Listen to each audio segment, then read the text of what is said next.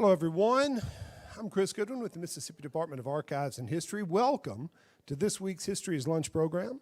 We're in our home, the Craig H. Nielsen Auditorium in the Museum of Mississippi History and Mississippi Civil Rights Museum. And we're streaming live on both Facebook and YouTube, where these videos are available to watch anytime afterwards. And if you've not already done so, would you please silence your phone? Mark your calendars for Tuesday, June 11th, when we'll have the third United States Colored Cavalry Living History program on the Old Capitol Green. You can interact with the cavalry members, see their horses, learn about Black Mississippians in the Union Army at this free event that will run from 9 a.m. to 4 p.m., and there will be cannons fired at those times, so that's the times to remember. The Old Capitol Museum will be open that day, those same hours, and the event is co-sponsored by the Friends of Vicksburg National Military Park and Campaign. The 3rd USCC group will also be doing a similar program at the Vicksburg National Military Park this Friday and Saturday from 9 to 4. So if you can't make it to hours on Tuesday, you can make it there Friday or Saturday. And then our new temporary exhibit of rarely shown flags from the MDAH collection is open upstairs in the FedEx Exhibition Hall. Friday, June 14th is Flag Day. And to commemorate that, MDH Director of Conservation, Catherine Eatry, will give a gallery talk at 11 a.m. that day on the preservation of flags in the exhibit, so join us for that. And then I hope you'll come back next week for History's Lunch, when we'll be joined by Modupe Labode from the Smithsonian Institution and John Spann from the Mississippi Humanities Council to present Marking Time, Mississippi's Civil Rights History. Today, I am delighted to welcome back our friend Ben Wynne to discuss his new book, A Hound Dog Tale, Big Mama, Elvis, and the Song That Changed Everything. Florence native Ben Wynne earned his BA at Millsaps College, his MA in History at Mississippi College, and his PhD in History from the University of Mississippi. He is Professor of History at the University of North Georgia. Wynne is the author of 6 books, including In Tune, Charlie Patton, Jimmie Rodgers, and the Roots of American Music, which was his last History is Lunch, and The Man Who Punched Jefferson Davis, The Political Life of Henry S. Foote, Southern Unionist, which was the History's Lunch before that. Y'all help me welcome Ben Wynne to the stage.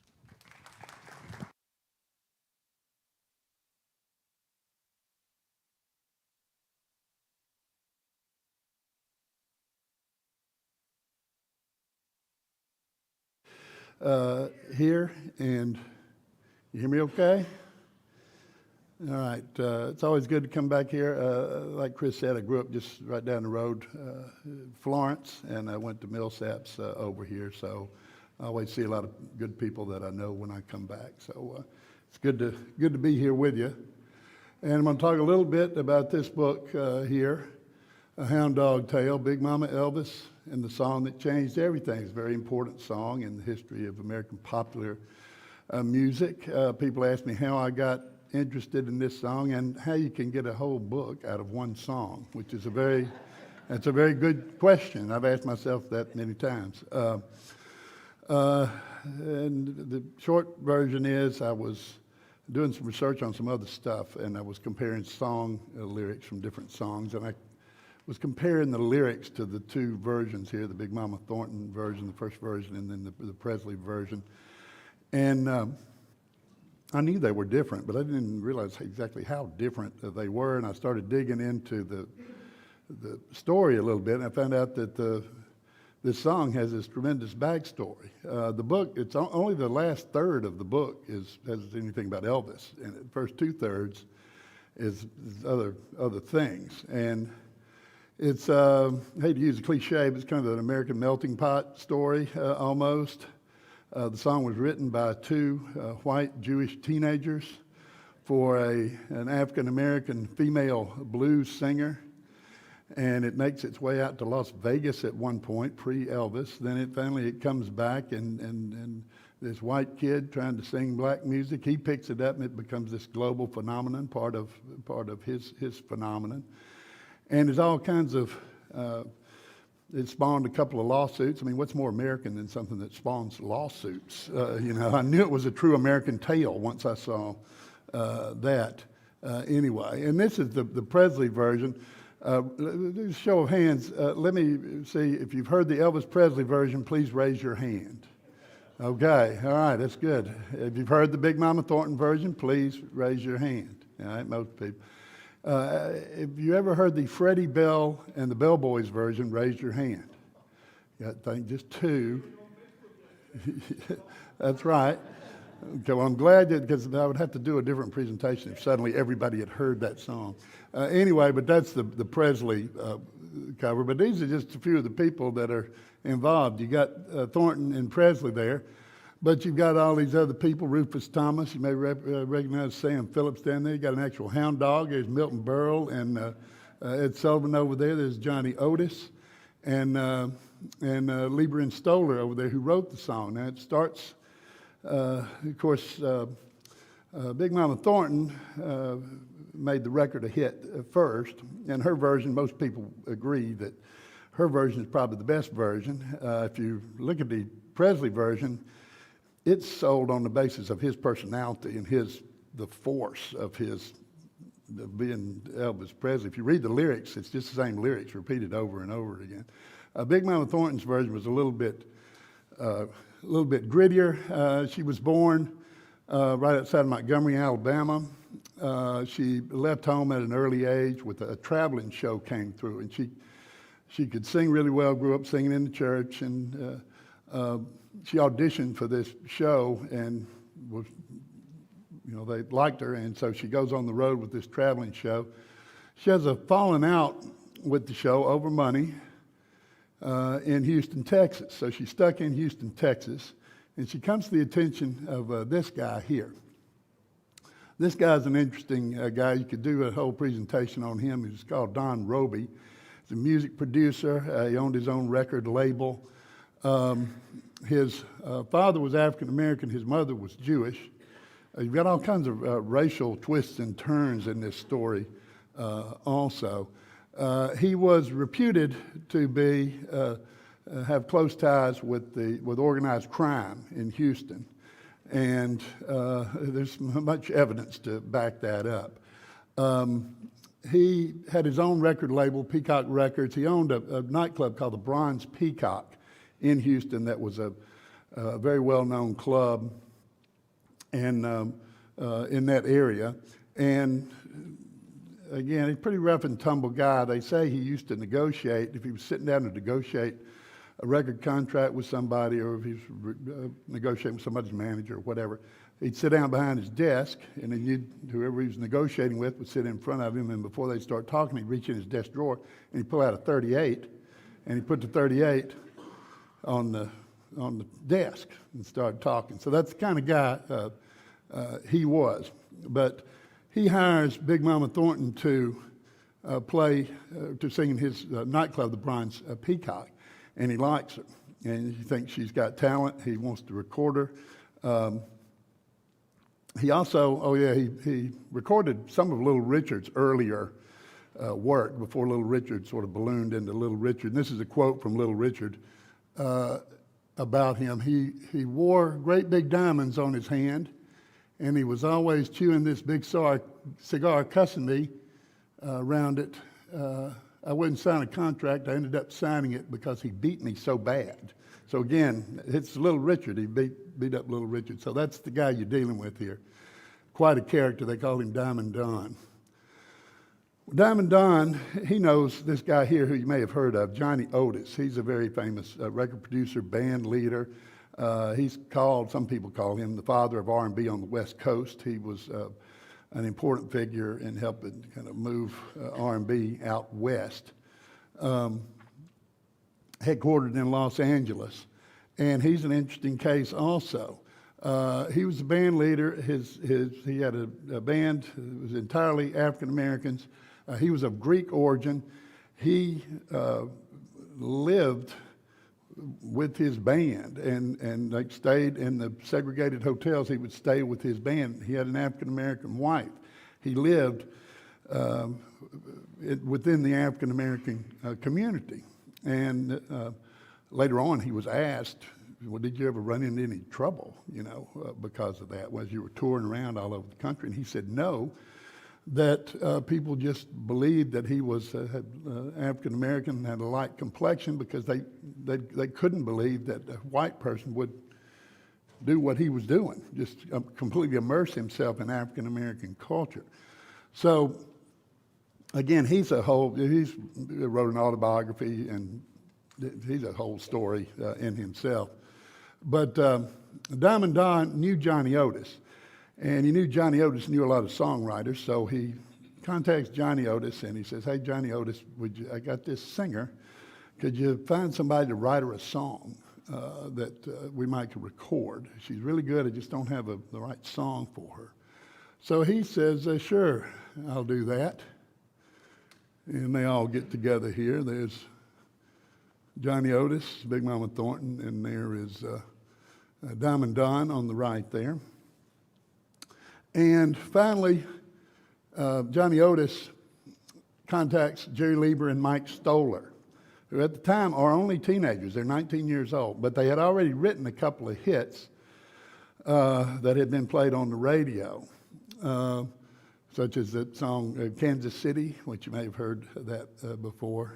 And there's a list of songs that they wrote. They wrote 2 or 3 hits for Elvis Presley, a lot of stuff for the Coasters,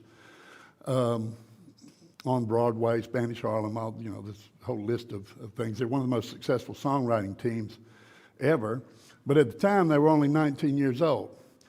So, and these guys were, they also immersed themselves in African American culture. And again, they were only 19 years old, and they always said they wanted to, quote, be black, seemingly ignoring the fact that they could never do that, even though they wanted to.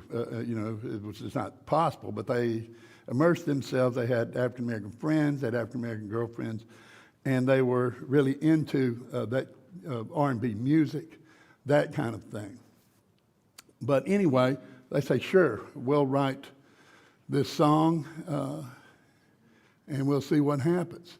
So they write Hound Dog, and there's 2 or 3 versions of the story. One version is that they wrote Hound Dog and Johnny Otis had to clean it up. And then another version, which was played out in a lawsuit, is that they wrote it themselves and they didn't have any help.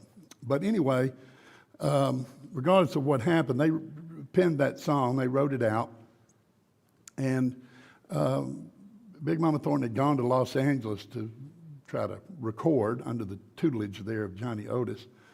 And there's kind of a funny story about these 2 19-year-old white kids trying to bring this song to this experienced blues singer, well-traveled blues singer. They come in to this studio that Johnny Otis had. It was in his garage. It was a much nicer garage than like I have, but he outfitted it as a studio. And they come in and they give her this song, and there's a band there, and they're going to run through it. And she sings it a couple of times, but she sings it kind of slow, like more of a crooning kind of style. And there's a point where Jerry Lieber there tells Big Mama Thornton, "Hey, you're not singing that right." Okay, and she didn't appreciate that, to say the least. And there was a string, about every 8th word she said was some kind of swear word. So she really lit into him. Johnny Otis had to intervene, and he was able to talk Big Mama Thornton into trying it the way that Jerry Lieber and Mike Stoller had written it, or had it sounded in their heads. And it worked. It ended up working out. But Johnny Otis had to kind of save them from her. They recorded, it's put out on the Peacock label there with this Diamond Don's label, and it's a hit. Now, I had some YouTube links, but I think we've got an issue with the YouTube. I don't want to be subjected to a hail of lawsuits either, so I'm not going to play the links, but it's a big hit. It goes to the top of the R&B charts, and she becomes this well-known figure in R&B circles, and ends up she goes on tour, and they go places like the Apollo in New York and places like that. All right, so that becomes a hit in the R&B charts. All right, then you got some more weird stuff that happens. Okay, back then, if you had a hit song, the first thing that would happen is other people would try to copy it. Okay, and they were played it kind of fast and loose with copyright issues and things like that back then. Well, the rhythm and blues, within the rhythm and blues community, there were not too many artists that wanted to put out a cover of that at that moment, right after Big Mama Thornton's had come out, because Big Mama Thornton's had been so good. But suddenly, a bunch of country music versions, I mean, with the twang, steel guitars and all that stuff, appear. And these are just 5 of them. There are probably about a dozen that came out within 6 months of Big Mama Thornton's coming out. And it's just kind of a odd phenomenon, because the Big Mama Thornton version of that song, it's a woman singing to a man and kind of chastising the man about his bad habits.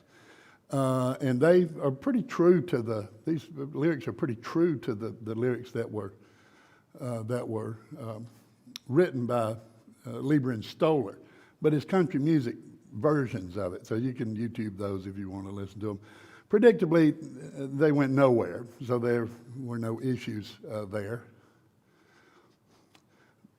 But there's going to be an issue with something called an answer song. An answer song wasn't exactly a cover version of a song, but it was a song where you maybe kept the same melody and the same tune, you changed up the words, and instead of a woman singing to a man, you'd have a man singing to a woman, kind of answering what the woman had said.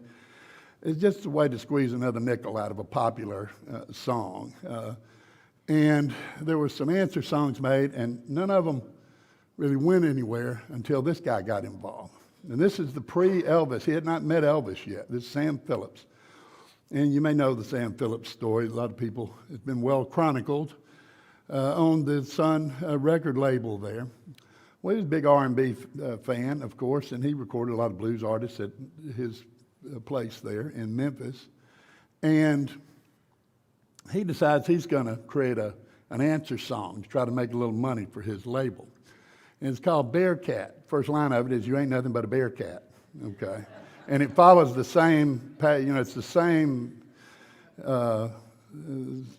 melody, and, it's obviously a copy. He just changed the words. And some of you may know this guy, Rufus Thomas, a very famous fixture on the Memphis music scene. I remember I was living in Oxford, Mississippi, when he passed away a good while back, and I remember all of Memphis just went into mourning. He was such a beloved character and entertainer. He did the vocals for it. And Sam Phillips, the kicker is Sam Phillips took a writing credit for it, which that's going to create a problem for Phillips. Normally nobody cared, but Bearcat suddenly shot up the R&B charts. So here, April 25th, 1953, you got Hound Dog, Big Mama Thornton, and look at number 3. You got Bearcat. Okay, well, Diamond Don Roby, he noticed that, and he didn't like it, He didn't care as long as these cover songs and they weren't making any money. But this one was obviously making some money for Sam Phillips. So a lawsuit ensued, and maybe, did I say that right? Yeah, like what I did there? Okay. Anyway, Roby sues Sam Phillips, and Sam loses. And if you can look, when the lawsuit was being tried, Sam is quoted in the newspaper. "This is not a copy. This is an original song. It may sound a little bit like the original, but blah, blah, blah." And then you can read an interview that Sam did, say, in 1985, and he says, "Of course we stole it, What are you talking about?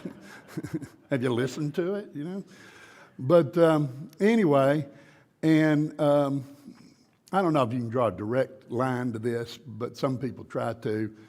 Phillips, that was a very costly lawsuit for him, and his Sun record label, was kind of financially in a kind of a shaky situation to begin with.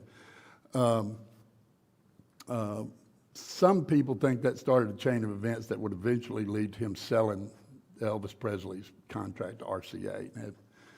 You can find some things that might indicate that. You can find some things that don't indicate that. But that's what some people say. But bottom line, Don Robey won the lawsuit, and it almost put Sam out of business. Now you get to this guy, Freddie Bell. Let's see, I think it's Freddie with the horn there. Freddie Bell and the Bell Boys. Now this, arguably, Freddie Bell might be the most important person in the Hound Dog story. He's certainly the most important, other than the Big Mama Thornton and Elvis Presley. All right, well, who is he? Well, he's from Philadelphia, Pennsylvania, had a local following in Pennsylvania, and he had a band that had, you can see the pictures there, that had, horn section, and they had this stage act where they jumped around and kind of did novelty numbers. They were sort of a comedy music act. And they had a following at local television in Philadelphia on a show that was sort of the precursor to American Bandstand. If you remember that show, it came out of Philadelphia originally. But they end up matriculating out to Hound Dog. That might be something funny we could put in our act. So he decided to rewrite the words, and they end up putting Hound Dog in their stage act, but it's not the same song that Big Mama Thornton performed on record. They're jumping around and they're barking like dogs, and again, it's a novelty act. It's not meant to be serious music. All right, so they're out in I think it's the lounge of the Sands Hotel one night, and in walks Elvis Presley. Presley is doing his first appearance in Las Vegas, which didn't go all that well for him. But he's in there, and Elvis comes in, and he's got the guitar, Scotty Moore, his guitarist, and I think DJ Fontana, the drummer, was with him, his crew. And they see this, and Elvis likes it, thinks it's funny. And he says, I ought to do something like this. And I think I'm going to use that in my stage show. And he didn't mean I'm going to use, hey, I heard Big Mama Thornton's version of Hound Dog, I'm going to copy it. He said, these foolish guys here, I could put this kind of thing in the middle of my show as some kind of comic relief. And people might make people laugh. He didn't really take it all that seriously because, again, the one thing that Freddie Bell did is he rewrote the words. I mean, Big Mama Thornton, it was a man, or it was a woman singing to a man. And the eventual Elvis Presley version, it's a man singing to a dog. It's not the same kind of thing. But anyway, Presley sees this and he thinks, well, that'll be funny. And here's I talked a little bit about this the last time I was here, but this is the Freddie Bell version. The red is the words that were in the original version that Big Mama Thornton sang. And if you'll notice, it was Freddie Bell that wrote the line, "You ain't never caught a rabbit, you ain't no friend of mine," which is next to "You ain't nothing but a hound dog." That's the big tagline for that song. So, more than half the words are different. And Freddie Bell did not take a writing credit for it or anything like that, so it didn't generate any kind of problem for him. But yeah, Elvis comes in and he sees Freddie Bell and he decides he's going to do this. And of course, Presley is about to blow up and become Elvis Presley. And, I can't rehash the whole Elvis Presley story. Most of you probably know it. But one thing about Elvis Presley, when you start talking about him in the 1950s, you got a lot of things that are crisscrossing. You got issues related to race, certainly, to sexuality, huge generational conflict that's on the horizon. Elvis Presley's about to remake the entertainment industry. Before Presley, the music industry, back when they sold records, you remember that? When they sold actual records a long time ago? Okay. Music wasn't really marketed to teenagers before Elvis Presley. And after Elvis Presley, it became the primary market for the record industry. I mean, you can look up the jillions of dollars involved. So Presley is he's already popular, but he's about to blow up and become Elvis Presley. And I thought I would mention this because people always ask me about this. When you're talking about Elvis, of course, there's issues of cultural appropriation that come up. And it's a complicated issue, and again, it's an issue I can't talk about here in a few minutes, but this was a quote from him. A lot of people will cast, or I've heard some people cast Presley as kind of this ultimate villain as far as cultural appropriation goes, and he stole this and he stole that. It's okay if you want to look at it like that, but I would think that was a little bit harsh, especially considering there are so many real villains out there, in the form of record promoters, managers, producers, so on and so forth. Presley was, his interest in R&B music seemed to be pretty organic. And he was always I think one thing that got Elvis Presley, they got some blowback on Elvis Presley, was that he was saddled with this ridiculous nickname for most of his career, the King, okay? And that was really just a marketing device. I mean, that wasn't meant to signify that he invented rock and roll or was better than this singer or that singer. You may remember from Memphis, there used to be a wrestler called Jerry Lawler. Y'all remember that guy? They used to call him Jerry the King Lawler. And he would come out and he had a crown on his head and he'd wrestle. Well, Elvis was the king of rock and roll, sort of like Jerry Lawler was king of the wrestlers. But people took that very seriously, and I understand why that is. But he was always pretty free in pointing out his influences, and a lot of his contemporaries, James Brown loved him, Jackie Wilson loved him, Fats Domino really loved him. Ray Charles didn't like him too much, but a lot of his contemporaries had nothing but good things to say about it. And this was a quote from him.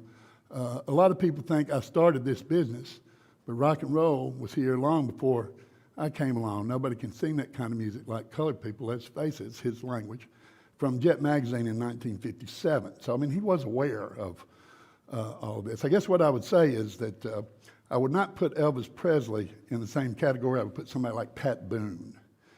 If you know Pat Boone. If you want to see something disturbing, go to Google and type in Pat Boone, Tutti Frutti.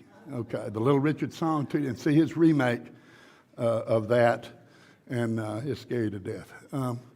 Anyway, so a little bit about that. That is an issue with Presley, but again, I wouldn't see him. There's a lot of on the list of villains related to that topic.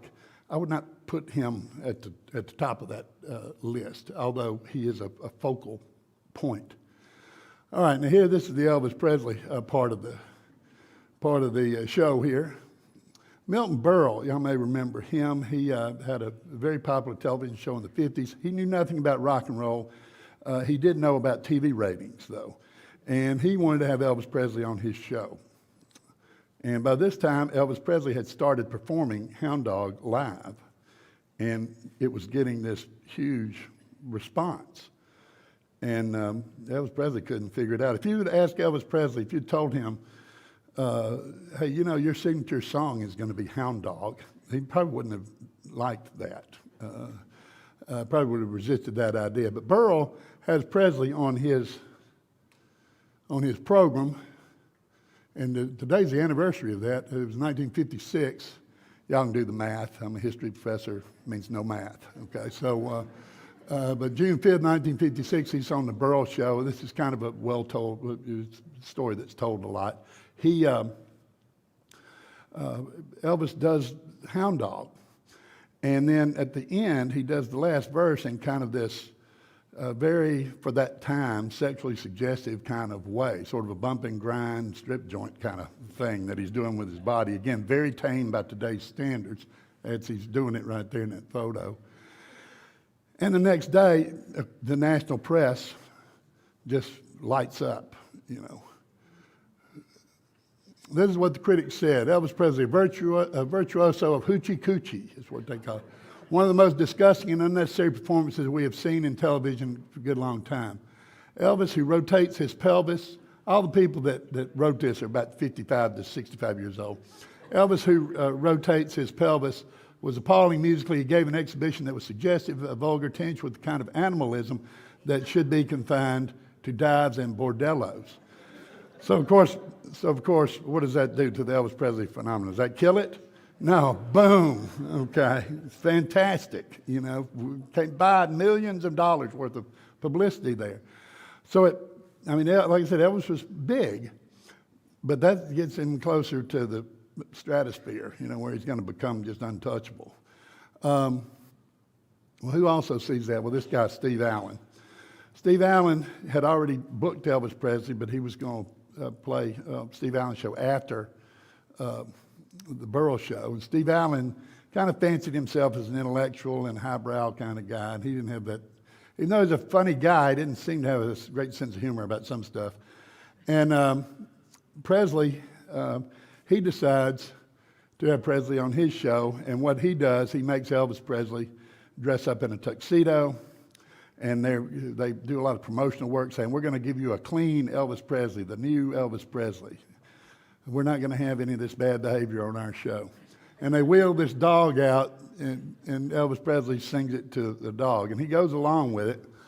But a lot of people that were involved in this, especially the band members, say that Steve Allen was actually trying to humiliate Presley here. But what this does, of course, it blows up even more publicity because all of his fans get angry. And, you know, so between the Burroughs show and the Steve Allen show, suddenly Elvis is becoming global. You know, it's getting him, he's going up into the heights. Enough so where the famous Ed Sullivan appearances. Ed Sullivan knows nothing about rock and roll either, but he does know that when Presley was on Steve Allen's show, Steve Allen beat him in the ratings. So he calls up the famous Tom Parker, and they make a deal. Ed Sullivan has sworn he would never put rock and roll on his show, but he makes the deal, and there they are, Tom Parker, Ed Sullivan. It's a famous photograph. And it was unheard of money at the time. It was $50,000 for 3 appearances on the Sullivan Show at the time. Sinatra and Bing Crosby were getting $7,500 per appearance on the show. And he was on 3 different shows, but the one that everybody remembers is the first one. And September 9, 1956, 60 million viewers. That's back then. It's 82% of the viewing public. I mean, that's a massive. There's nothing that touches that percentage-wise. And people say, a lot of people believe that, hey, this is what really launched Elvis Presley. Well, it sort of did, or it did help him a great deal because the Sullivan Show was this very well-known show, very popular show. But it also legitimized Presley. It also marked the end of an era because everybody watched it, everybody's parents watched it. Hey, we watched Elvis Presley, nothing bad happened, you know.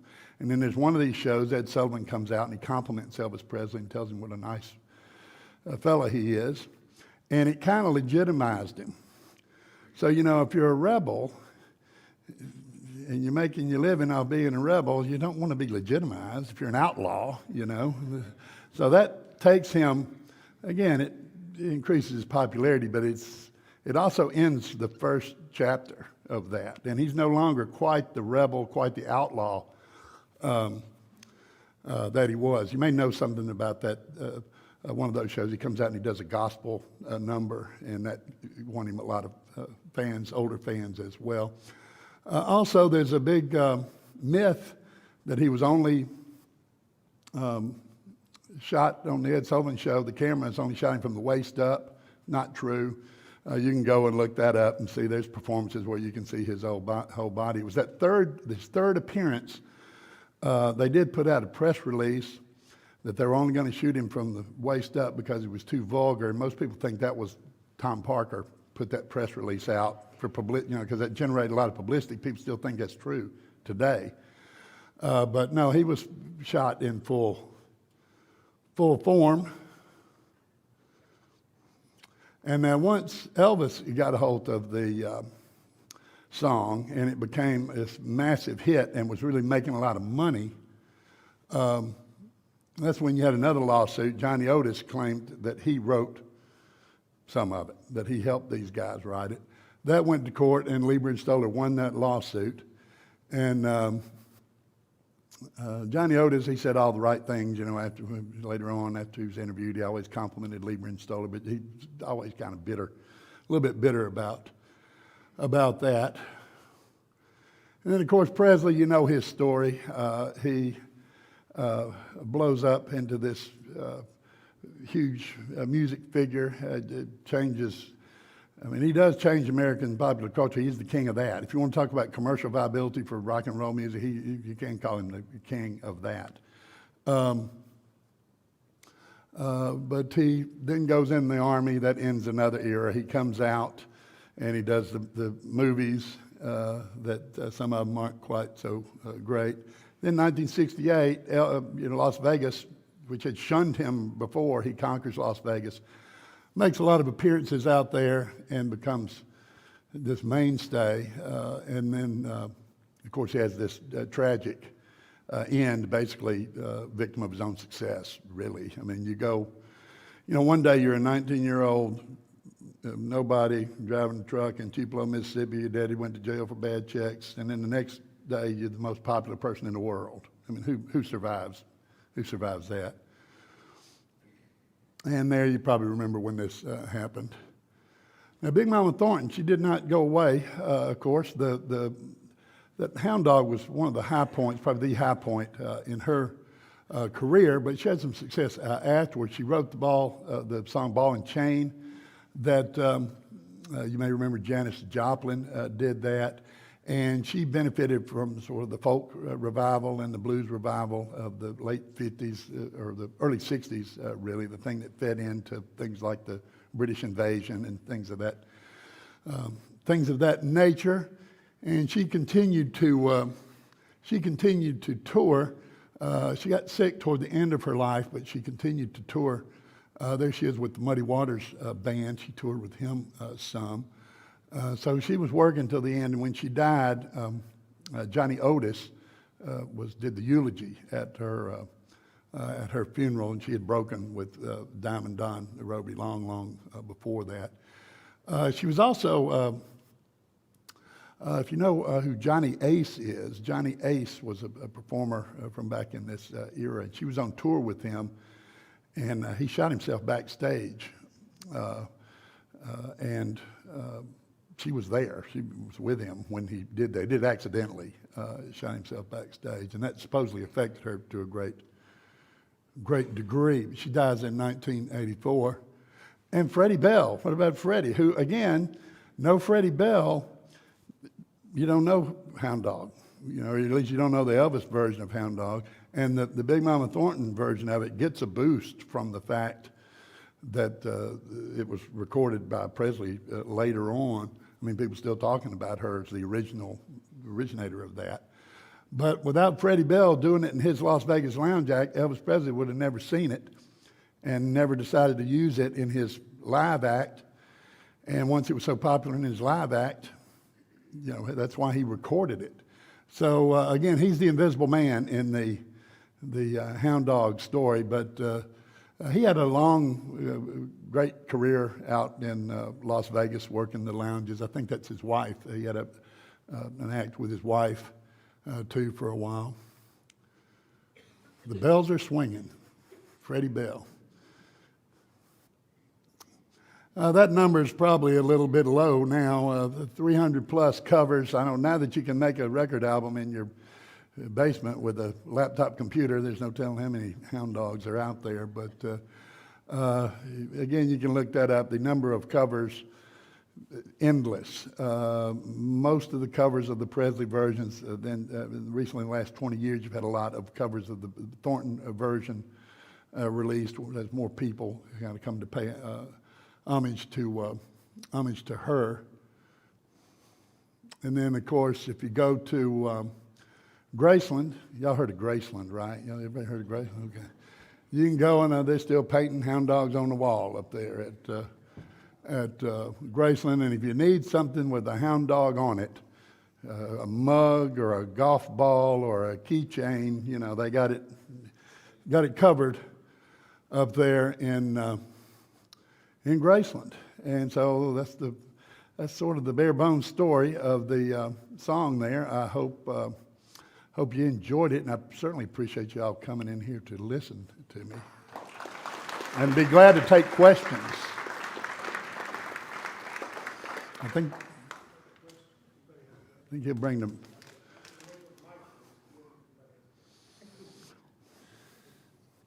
And hey, if anybody has a question, raise your hand. We'll bring the microphone to you. Got one right here.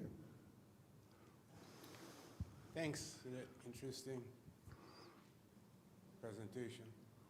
I was just wondering, at that time, Elvis is in the 50s and 60s, Elvis is very popular. And around that same time, there's a lot of segregation going on in the South. Did Elvis sing in clubs where the segregation, or was he for or against singing in clubs where segregation was?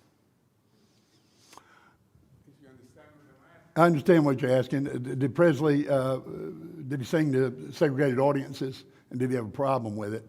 I'm not positive. My assumption would be that anytime he toured the South, the way that the Colonel Tom Parker and the promoters and everybody set it up, I would assume he was singing to an audience that was seated separately. I would assume that because just the Jim Crow situation. Now, he had no problem.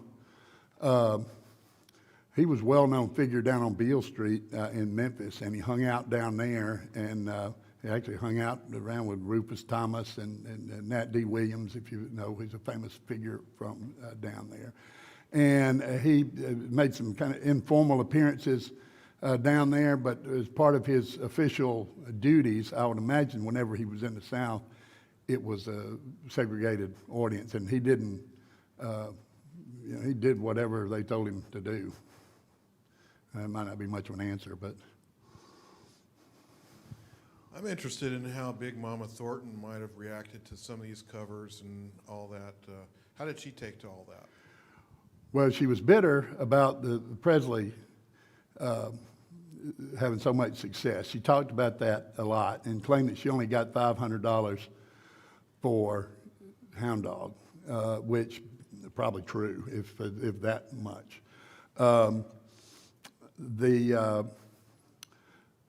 So she didn't react well to his success with that version. She would have probably. She was quite concerned that people were doing that song. She considered that her song, and she said there's quotes from her that said Elvis Presley stole her song, but the financial part of it. I mean, it wasn't really hers. She didn't write it. She didn't have the publishing rights to it. She sang a song that was written by two professional songwriters, and anybody is free to cover any song. But she certainly, the fact that she was ripped off and didn't get what she deserved, her song was an R&B hit. So she should have made some good money off of that. But that didn't have really anything to do with Presley. It was Don Roby and the record label owners and the people that held the purse strings. So she didn't react well to Presley's version of that, and it was mainly a financial thing, which natural probably thing. I'm curious about the question. Okay, with Big Mama Thornton popularity with the song Hound Dog. Okay, let me rephrase it like this.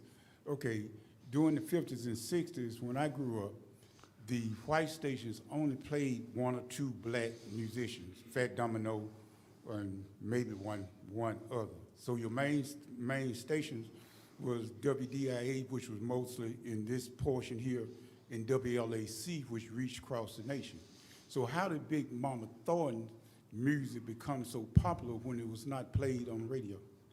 Well, it was popular. Those charts are rhythm and blues charts. So it was popular because it was played on WDIA and WLAC, and just like what you said there. What was going on in the 1950s, you got there's more of these stations realizing like, take Memphis, but went the same, it was the same in any kind of city. You had a string of radio stations. You'd have 10 radio stations in town. And they, the listenership, had the number one station, the number two station, and they played country western music mostly and a little bit of classical and whatever. And then the bottom stations would, they didn't have a great viewership. So those are the ones that experimented. And they would start playing, from midnight to 6. They'd put on a couple of hours of R&B. And guess what happened to their ratings? Started to go up. And they said, well, if it's 2 hours, let's put on 4 hours and see what happens. And that's when you get your WDIAs. And I don't quite know as well about the WLAC. That's up in Nashville, that station that had this wide listenership, very powerful station. But once there was money to be made off the African American market, that's when some of these radio stations start having blocks of blues music and rhythm and blues music. And as far as breaking down racial barriers, it's the radio that helps do that, because the radio waves, you can't keep them out of the house. And these kids would be with the little radios, listening late at night, white kids in their rooms, to this music that they liked. So once you do start getting some radio play, that really helps. It's a huge factor in changing things.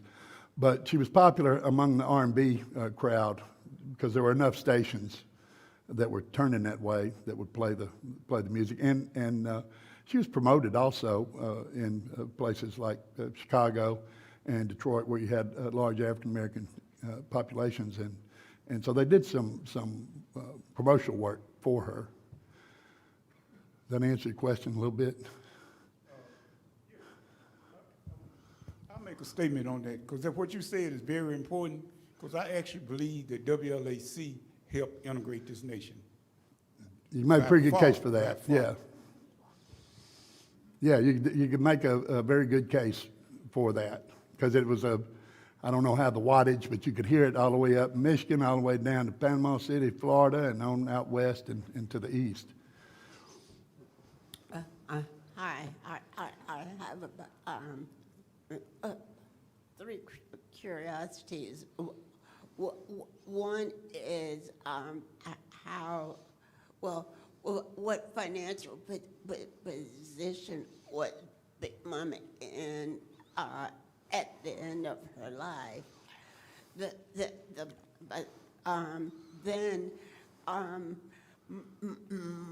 Most of what I had heard about Elvis was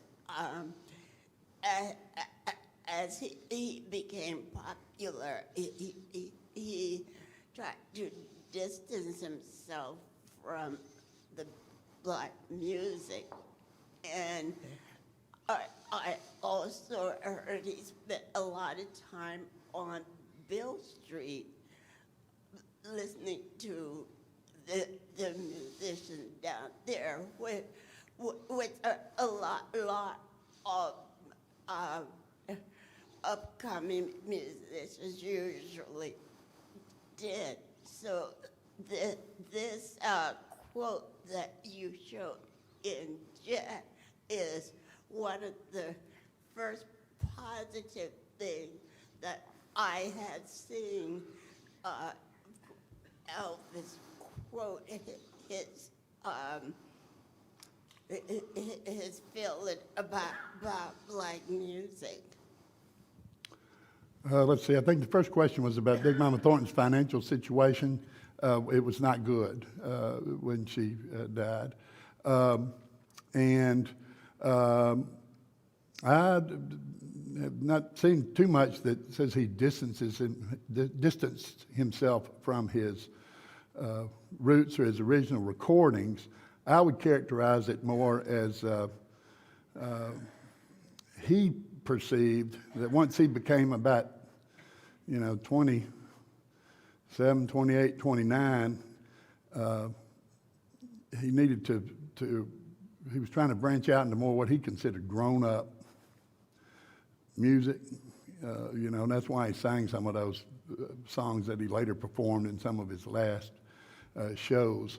But I wouldn't call that distancing himself. He performed Hound Dog in his last appearance that he made in, I think it was Indianapolis. But he did try to, I mean, he didn't really know what was happening. I mean, he became so big, it just hit him in the face, and he didn't know what was going on half the time. I mean, and I think he thought he needed to sing more at what he thought was adult stuff, which he didn't consider that original music that he did for Son. You know, he thought that was teenage kind of music.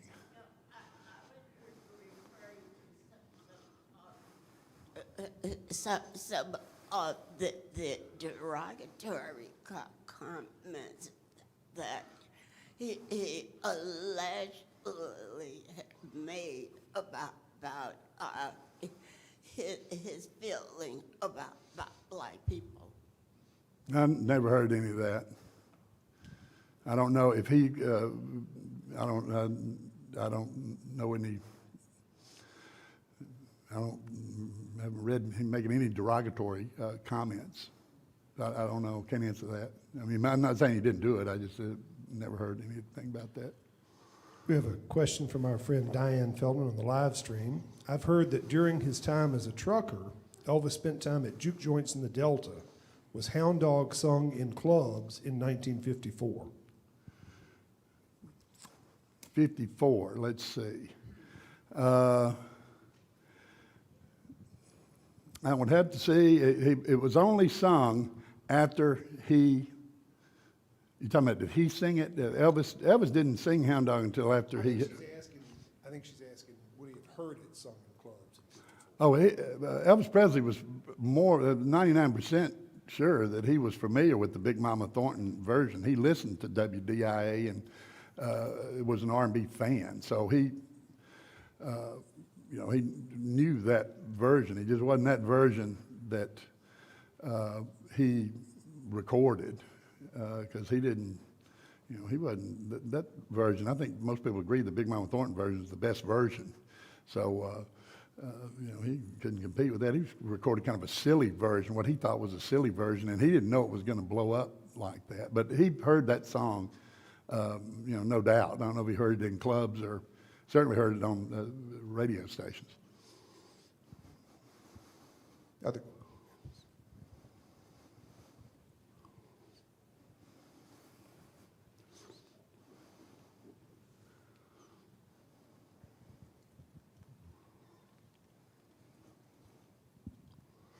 Thanks.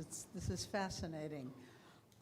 You alluded in your conversation to the concept of cultural appropriation and felt that it didn't define Elvis, and I don't know that I think I probably agree with you. I didn't say it didn't define him. I just said he wasn't the ultimate villain of right, that. He was not the ultimate villain, but isn't actually just this conversation of appropriation more about sort of the structural white supremacy of the United States? I mean, this is the Jim Crow era. The inherent privilege of white artists to take any genre they cared to. And I mean, isn't this it seems to me the theme that goes through your book is that it didn't become this industry changer until white people both started performing it and white audiences began listening to it. Is that something that you find? You're talking about the commercial aspect of it? I'm talking about the structural aspect of why Elvis was able to perform Hound Dog and become a massive hit with it, but even if Big Mama Thornton had been singing Doris Day's songs, she probably wouldn't have been a huge hit with it just because of the cultural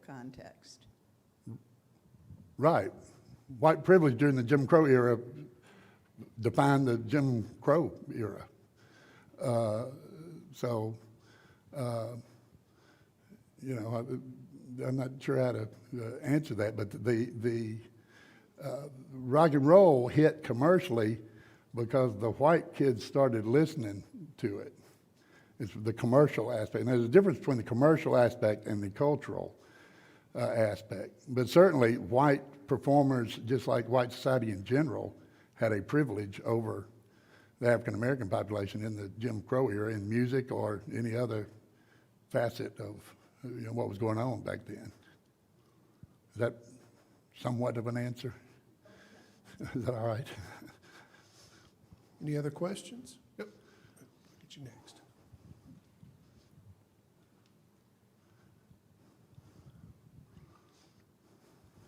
My initial exposure to Big Mama was that Charles Evers would play Didn't It Rain when I was 15 or 16.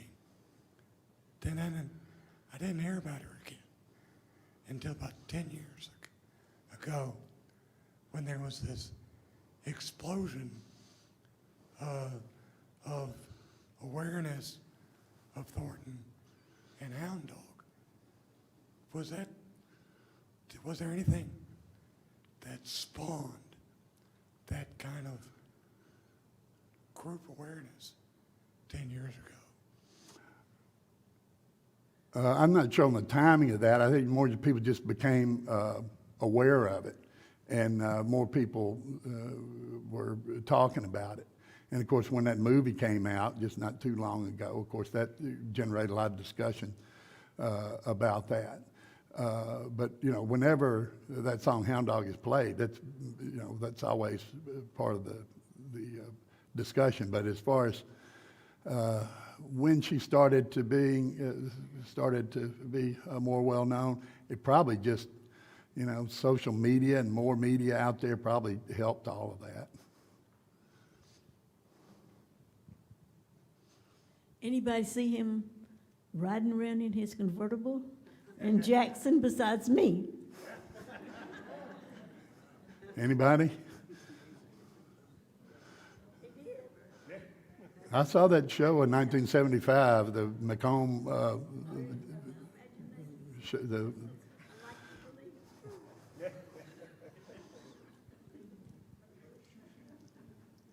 Any other questions? Anybody else? Hello. Regarding the photograph you showed of Elvis and B.B. King, I read somewhere, and you know how in-depth my research is, Dr. Wynne, that photograph was taken at a fundraiser for an African-American school in Memphis. I think that's right. And thank you, sir. Finally, well, not finally, but I believe in an interview, B.B. King once said Elvis, when asked about it, he said Elvis didn't steal music. He said music is in the air. It can't be stolen. Finally, regarding Elvis making political statements regarding segregation, I think some people, and you might disagree with me, but they believe that when Elvis recorded If I Can Dream at the end of his comeback special, that was a reference to Dr. King's sudden death. And now finally, in an interview, Bono, the lead singer of the Irish rock band U2, once said, the fact that Elvis recorded That's All Right and other songs by African American performers and writers was a political act. And thank you for your presentation today. Well, all those things are great points. Tom Parker didn't want him to sing that song at the end of that '68 special. And also, I don't want to get into big defense of Elvis Presley, but I will say, when he recorded That's All Right Mama, which was a big Arthur Big Boy Crudup song, at the time that came out, there was a better chance this white kid singing music from the African American community, there was a better chance of him getting beaten up than selling any records. So he kind of broke helped break the taboo. So, it is a complicated story. But it's more, let me just put it this way, there's more to it than Elvis stole Big Mama Thornton's song, you know, which is, a lot of people just dismiss it as that. So it's, you know, well, the point I was trying to get across is it's a more complicated story, just like most stories, more complicated than they on the surface. And if you feel like you need more of that story, we got copies of the book for sale right over here. If you didn't get a chance to ask a question, I'm sure Ben will be Thanks. glad to answer Thank you. for you. Thank you all for being here today. Come back next week when we'll have Madupe Labode and John Spann discussing historical markers and monuments in Mississippi history. One more time, help me thank Ben Wynne for this fantastic program.